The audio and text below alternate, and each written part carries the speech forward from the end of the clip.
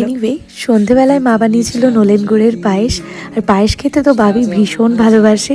আমাদের বাড়িতে না প্রায় পায়েস করা হয়, যেহেতু ভাবি খেতে পছন্দ করে।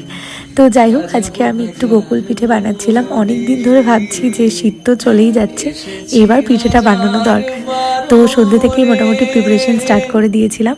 একদিন হঠাৎ করেই ফেসবুকে একটা পোস্ট দেখতে পেয়েছিলাম, দেখে বড্ড খারাপ লেগেছিল যে আমাদের জেনারেশনটাই নাকি শেষ জেনারেশন যাদের মায়ের হাতের সুন্দর সুন্দর পিঠে খেতে পেরেছে।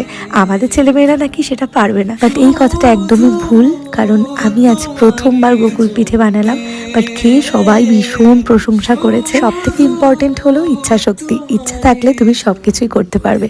আর আমি এই বিষয়ে ভীষণ জেদি। আমি যেটা করব মনে করি সেটা কিন্তু আমি করি। আমাদের তাহিরপুরে যে কীর্তনের মেলা হচ্ছে, আজ ছিল তার শেষ দিন।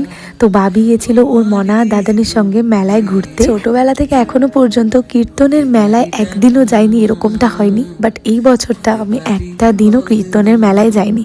শুধুমাত্র দুপুরবেলা গিয়েছিলাম, ঠাকুর প্রণাম করে প্রসাদ খেয়েই চলে এসেছি। মেলা থেকে বাবি এই পাজল গেমটা আর নিয়ে এসেছিল এই ছোট্ট মিষ্টি বিড়ালটা। বেশ অনেকটাই রাত হয়ে গেছে আর বাবির ডিনার টাইমও অলরেডি হয়ে গেছে। তো বাবিকে এখন ডিনার করাবো।